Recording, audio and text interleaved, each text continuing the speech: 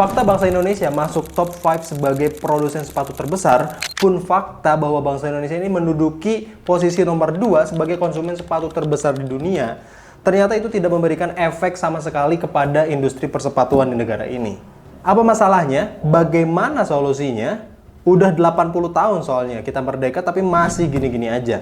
Apa yang perlu kita lakukan? Bareng sama gue Oki, yuk kita telaah satu persatu masalahnya. So, this is Detective Shu spesial kemerdekaan.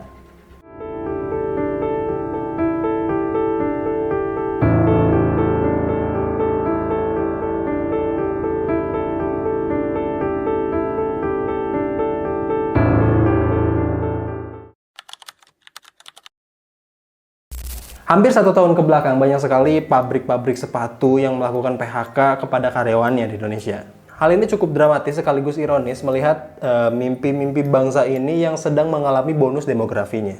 Pabrik sebagai wadah penyerapan tenaga kerja di Indonesia ini mengalami kesusahan untuk survive di tengah kondisi negara yang lagi kayak gini. Mungkin hal ini dirasakan oleh para pemilik pabrik besar yang ada di Indonesia. Tapi hal ini juga berdampak pada produsen sepatu skala kecil yang sekarang juga udah nggak bisa produksi lagi karena mungkin ya demand-nya nggak ada gitu.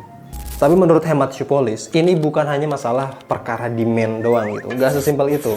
Dan bukannya demand itu tidak ada, tapi beralih ke raksasa-raksasa lain. Dan ketika marketnya beralih atau shifting, mungkin aja industri kita ini gagap untuk menanggapi masalah itu. Satu statement dari mundurnya pabrik bata di Indonesia adalah karena bata dianggap tidak bisa bersaing dengan produk-produk Cina yang ada di Indonesia.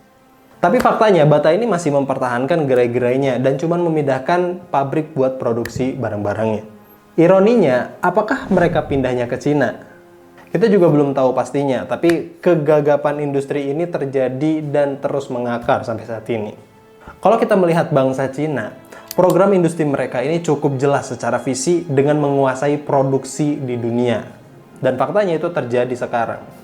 Dengan keunggulan mereka yang bisa memproduksi barang dengan cost yang jauh lebih murah, ini membuat mereka memiliki bargaining power yang besar untuk memonopoli produksi barang manufaktur yang ada di dunia. Ya kita tahu lah, banyak pabrik-pabrik di Cina yang akhirnya membongkar harga sesungguhnya dari luxury brand yang ada di dunia. Terkesan konyol emang, tapi ya gitulah faktanya.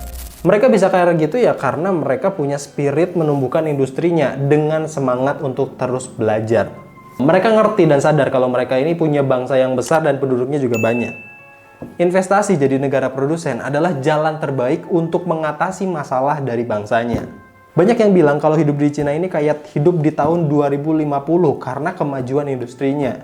Ya itulah hasilnya dari ketekunan bangsa mereka untuk terus berkembang dan belajar. Sedangkan Indonesia apa kabar? Ekosistem pabrik di Indonesia pahitnya adalah menjadi ladang kriminal bukan sebagai media pembelajaran untuk masyarakat-masyarakatnya. Ya masalah KW lah, pencurian di dalam pabrik, kolongan, dan lain-lain. Dan sebenarnya masih banyak masalah lain yang bukan menjadi masalah inovasi, tapi masalah mental orang-orang atau pelakunya. Nah pertanyaannya, apakah di Cina juga ada yang melakukan hal yang seperti ini? Atau di Cina ini ada fraudnya? Ya gue yakin mungkin juga ada, tapi mereka punya kadar belajar yang tinggi, yang bikin mereka ini akhirnya membuat industrinya semakin maju. Bukan cuman untuk mengenyangkan perut sendiri, apalagi bareng-bareng keluarga gitu. Tentu kalau kita lihat secara makronya ya, sebenarnya support dari pemerintah juga sangat membantu banget dan membedakan bangsa kita dengan bangsa di Cina.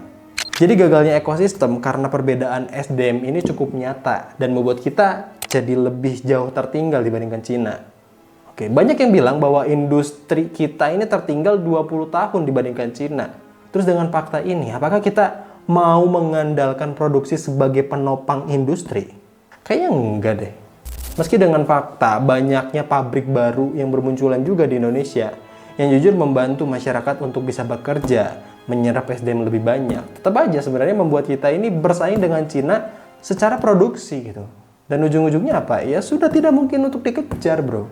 Dengan gagalnya SDM untuk belajar di pabrik besar skala internasional, ini membuat industri kita gagap dan tidak mature secara visi. Tapi apakah problemnya hanya di situ? Oh, tentu tidak.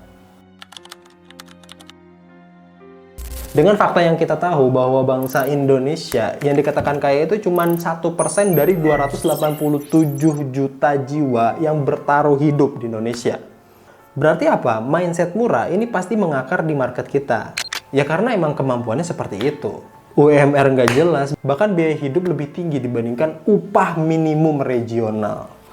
Minimum bro, minimum aja masih nggak bisa ngejar dari biaya hidup.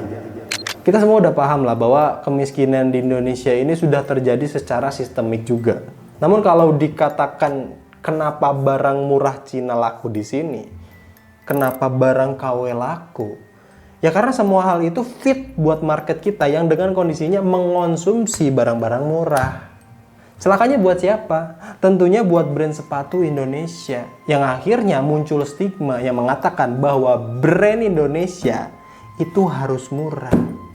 Bayangin bro, ada customer mereka lagi jalan-jalan di mall, terus mereka beli nih Adidas, beli Nike, mereka nenteng tasnya nih di mall, terus ada bazar brand Indonesia, dia datang utuk. Bang, ini brand lokal kan? Ada diskon nggak? Damn bro, lu beli Adidas dan Puma, tapi brand lokal lu minta diskon. Krrr, sekali anda ya. Fakta inilah yang nggak pernah bisa Shoepolish terima. Kenapa akhirnya brand Indonesia ini harus dikurung seperti demikian yang akhirnya membuat industri kita nggak pernah bisa berkembang juga. Oke, celakanya ketika brand ini mengikuti keinginan pasar atau marketnya ini, akhirnya brand Indonesia ini perang siapa yang paling murah dan bukan perang siapa yang paling punya inovasi terbaik gitu. Perang harga itu nggak akan pernah selesai bro. Kecuali kalau lu orang kaya yang emang gak mengharapkan hasil gitu. Jadi cuma bagi-bagi aja udah. Gokil emang. Ketika brand ini gak bisa inovasi, akhirnya apa? Produksinya gak berkembang. Gak bisa fokus ke teknologi-teknologi. Gak bakal punya tim riset yang mendalam. Hasilnya apa? Riset mereka ini melihat brand-brand luar dan sebatas ya meniru aja gitu. Mungkin beberapa ada yang ATM, ada yang akhirnya memodifikasi sedikit-sedikit biar nggak terlalu mirip. Tapi ya karena sumber daya yang kurang mumpuni, akhirnya ya udahlah mending gua niru aja gitu, nggak usah perlu R&D segala. Apakah kita mau puas hanya seperti itu tanpa R&D yang mendalam? Akhirnya fase-fasenya ini membuat mati sebuah originalitas. Matinya inovasi ini sangat dirasakan karena market Indonesianya seperti ini dan brandnya ini tidak percaya diri untuk menjual karakternya.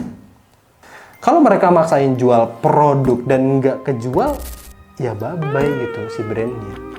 Udah R&D mahal-mahal tapi nggak ada yang beli. Gokil nggak? Berat bro jadi perintis brand Indonesia.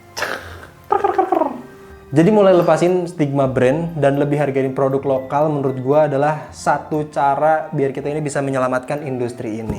Ini perkara mudah tapi memang susah lah buat nyadarin semua orang. Dan butuh kalian juga buat jadi influencer, nggak perlu jadi content creator. Tapi minimal ke teman-teman tongkrongan buat pakai produk lokal atau brand Indonesia.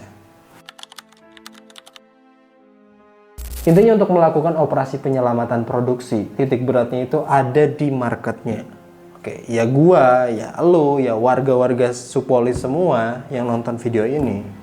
Karena kita udah melihat banyaknya pabrik yang kembali buka dan siap menyerap tenaga kerja. Itu juga udah bagus dan cukup menjadi angin segar lah buat kita. Tapi untuk menyongsong hari ke depan, itu harus dimulai dengan investasi pembenahan market yang ada. Semua brand punya wise decision mereka. Dan faktanya semua kualitas brand luar maupun brand Indonesia itu sudah sangat bersaing. Dan ada di level yang sama. Tapi brand Indonesia harganya bisa sedikit lebih murah. Jadi hilangkan stigmanya, hilangkan brand mindednya. Pilih yang emang cocok buat kebutuhan bukan buat ngasih makan gengsi doang. Kita mau berharap terus menjadi negara produsen yang ujung-ujungnya lini produksi dikuasai investor asing atau akhirnya bergerak bersamaan menumbuhkan produksi dalam negerinya. Menurut gua, brand dan pabrik ini sudah mulai harus bersamaan mengisi demand untuk menerjang brand luar. Karena daya jual kita juga susah. Semua alat produksi harus impor. Bahan sebagian masih impor juga. Oke, jadi kalau ngandelin perkalian industri ini dari produksi dan bisa bersaing sama Cina, menurut gue itu utopia banget gak sih? Langkah yang gak utopisnya apa? Ketika brand bisa bergerak masif ke market luar, didukung oleh pabrik-pabrik standar internasional yang akhirnya ekonomi ini tumbuh dan bergerak jadi lebih baik. Dibarengi juga dengan langkah market Indonesia yang tersadarkan buat konsumsi sepatu lokal Indonesia. Udah bukan saatnya lagi untuk koleksi Doc Mart atau koleksi Jordan. Karena ya Doc Mart atau Jordan cuman bilang, ya makasih customerku. Kayak gitu. Tapi kalau lo orang Indonesia jadi kolektor dari brand-brand Indonesia, ini akan sangat rugi kalau brand Indonesia ini nggak dengerin keinginan para marketnya ini. Oke, akhirnya impact positif pertumbuhan industri ini terjadi dari berbagai aspek, dan itu jadi modal yang sangat baik demi kemajuan Indonesia. Kesimpulannya, kunci kemajuan industri sepatu di Indonesia bukan di produksi, tapi di konsumen yang lebih aware dengan produk dalam negerinya. Ketika konsumen sudah siap makan brand Indonesia, akhirnya brand akan siap berperang secara inovasi. Ketika brand berinovasi, mereka menggandeng pabrik-pabrik dalam negeri untuk membersamai jalan mereka untuk ekspansi market dan menguasai market dalam negerinya, lalu menguasai market luar negeri. Ketika semuanya ini dibarengi spirit inovasi, kualitas SDM kita juga akan semakin maju ke depannya. Akhirnya sebagai konsumen nomor 2 di dunia dan produsen kelima terbesar di dunia, Indonesia ini bisa garang di kancah nasional dan internasional. Pemerintah akan menjadi katalis untuk percepatan pergerakan industri ini. Jangan salah lagi pengadaan barang yang malah ngekawein brand lokal. Kocak emang. Mungkin itu blunder aja sih. Hidupkan industri dengan perbantuan percepatan industri ini dengan regulasi-regulasi yang memudahkan pelaku, bukan malah sebaliknya. Saatnya masyarakat sebagai konsumen ini mengambil porsi peran ini, dan itu yang akan membuat industri kita tidak gagap lagi karena tervalidasi oleh demand market yang terus tumbuh membaik. Segitu dulu Detective Shoe spesial kemerdekaan. Industri sepatu harus terus berjaya. Hidup Jokowi. Hidup Jokowi deh.